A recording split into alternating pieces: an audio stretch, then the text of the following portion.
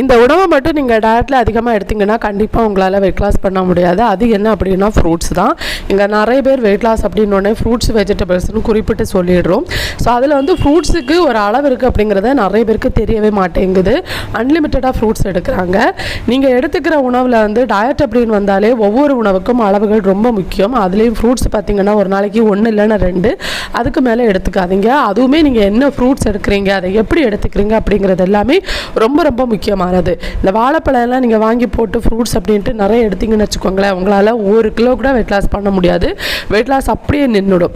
So இது எனக்கு நடந்த அனுபவத்தை ஷேர் பண்ணுறேன். பலாப்பழம், மாம்பழம் அதுவுமே இதே மாதிரி தான். நீங்கள் அளவுக்கு அதிகமாக இதை எடுக்கிறப்போ உங்களால் கண்டிப்பாக வெயிட் லாஸ் பண்ண முடியாது.